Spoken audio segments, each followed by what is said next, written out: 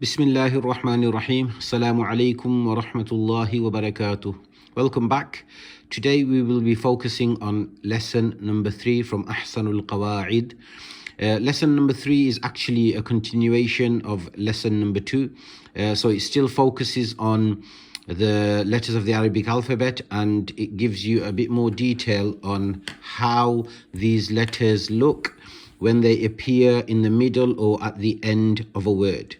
So let's start with our first letter, which is alif.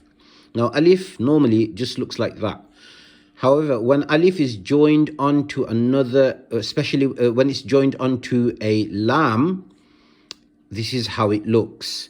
And as an example, we will have a look at this qaida here. They've given a really good example. This is from Nurani qaida. So you can see that the alif is in green and the lam is in blue. So the alif has been joined onto the lam to make it lam alif. So this is an alif, and this is how it looks when it is joined onto a lam. So this is the alif when it is joined onto a lam.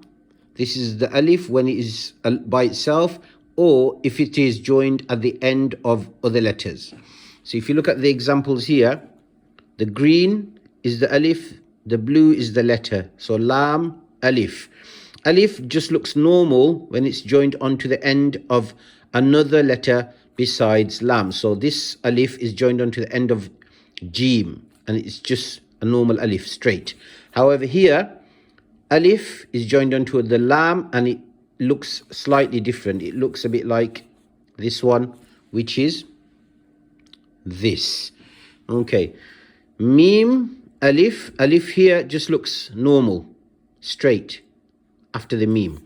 Here, alif is joined onto the end of a lam again, and here alif is joined onto the end of a ba. So when it is joined onto the lam, it will look like either this or this.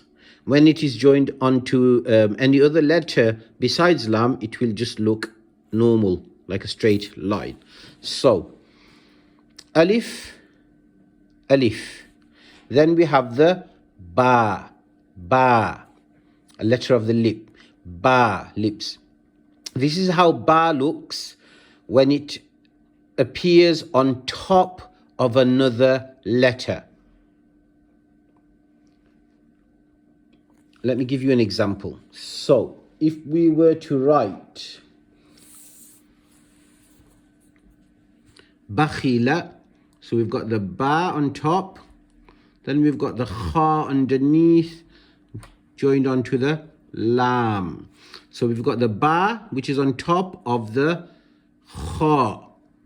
So the ba is joined on top of the kha. So ba khi la. So that's how the ba looks when it appears on top of another letter or before another letter. Sometimes the ba can look like this, and that we talked about in lesson number 2.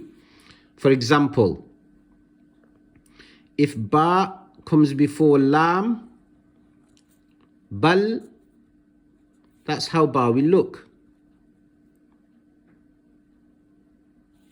You have to excuse my handwriting because I'm using the phone in one hand and the pen in the other. Right, so ba will look like this when it appears on top of another letter, like kha, and ba will look like this when it is joined onto another letter and not on top. So ba can appear in different forms, but the way we recognize ba is the dot underneath. It will have one dot underneath. So we have ba, ba. Then we have the ta. The ta. Now ta can appear in many different forms. These tas are known as ta marbuta. So they are closed. You can see that they look a bit like the ha. So it's a bit like a ha, but with 2 dots on top. Now ta marbuta appears in many different forms. It can appear like this, or like this, or like that, which is a bit like the ha with dots on top.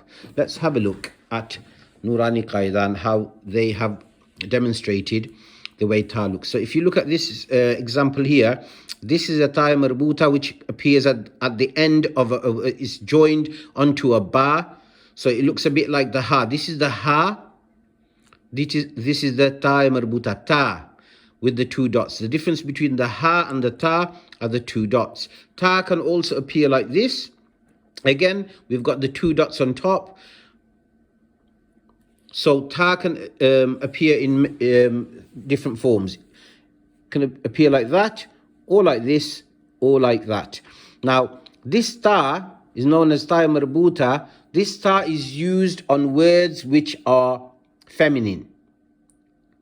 And I'll give you an example with some names. For example, if you look at the name Rayhan, which is the name of a boy or the name of a male, if you wanted to make that into a feminine name, you would say Rayhana. So the ta appears at the end of Rayhana to indicate that this word is feminine. Now, because we take a pause on the ta, it turns into a ha. So we don't say Rayhanatun, we will say Rayhana. We won't say we won't say Rayhanatun with the two pesh on top of the ta. We will say Rayhana, pausing on the ta, which then turns into a ha. Another example is the name Farhan. Farhan is the name of a male. It's a masculine word. Now, when you use it as a feminine word, or for a female, you will say Farhana. And originally there was a ta marbuta at the end, but because we take a pause on it, it turns into a ha. And that's a separate rule that you will learn. What I want to point to in this lesson is the fact that ta marbuta often appears at the end of a word which is feminine. So it's not a masculine word, it's indicating that it's a feminine word. Okay, so that was ta marbuta. Ta, ta, ta, ta.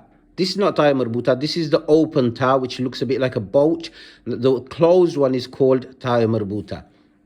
Then we have the ayn. Ayn, a letter of the throat. It originates from the middle of the throat. Ayn. This is how ayn appears or looks at the end of a word. This is how ayn looks when it appears in the middle of a word. So there's a letter before and a letter after. Hence, there is a tail before and a tail after.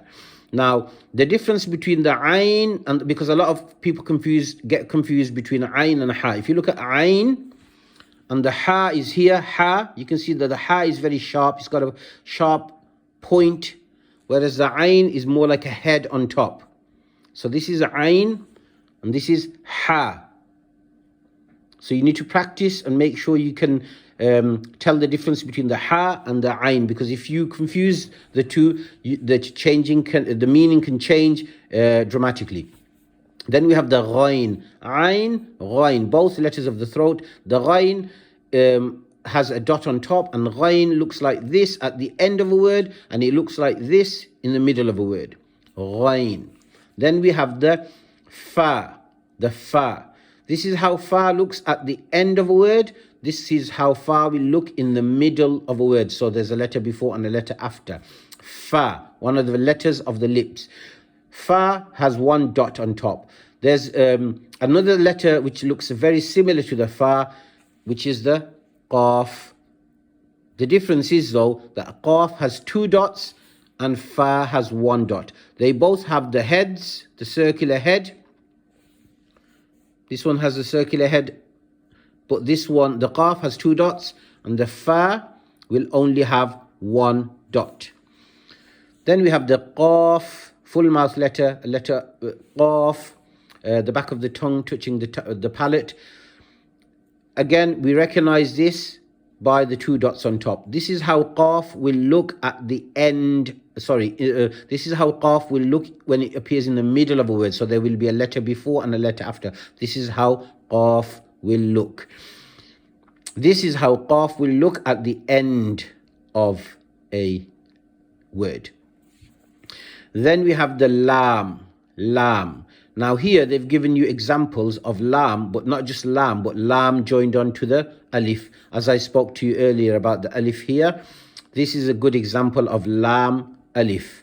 Lam alif. Then we have the meme, one of the letters of the lips. Meme. This is how meme will look at the end of a word. This is how meme will look in the middle of a word, where there's a letter before and a letter after. Then we have the noon. The noon. The noon has one dot. This is how noon will look if it appears on top of a word. For example, if we were to write the word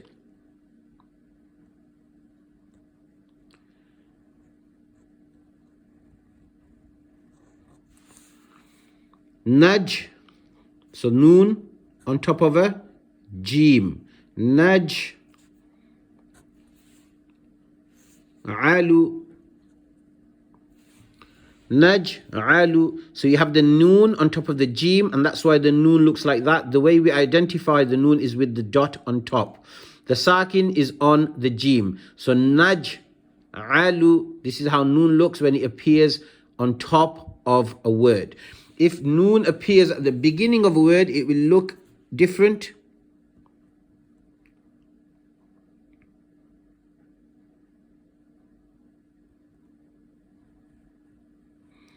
Let's say nablu. Nablu. Now noon looks very different when it is joined before a letter. This is how noon looks. However, when it appears on top of another letter like jim, it will look like this. So this is very similar to the ba we talked about earlier. When the ba appears on top of another letter like kha, this is how it will look. And these two are similar. The only difference is the ba has a dot underneath and the noon has a dot on top. However, when the noon appears before a letter, not on top, this is how noon will look. Similar to when ba appears before a letter and not on top. I hope that made sense. Okay, so that was noon, noon. Then we have the ha, deep ha. Very different from ha. This is ha. Now ha has many different forms. It can look like this when it appears at the beginning of a word. It can look like this when it appears at the end of a word. It can look like this when it appears in the middle of a word. So there's a letter before and a letter after.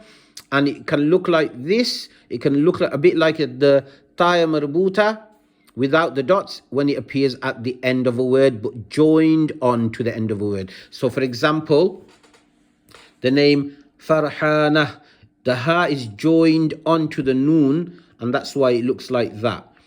Now, this ha can appear at the end of a word, but this will only look like this when it appears at the end of a word and it's not joined onto the letter before it. This is how it looks at the end of a word when it is joined onto the letter before it. That's the difference.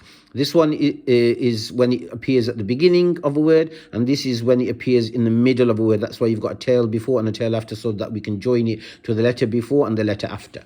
And then finally, ya.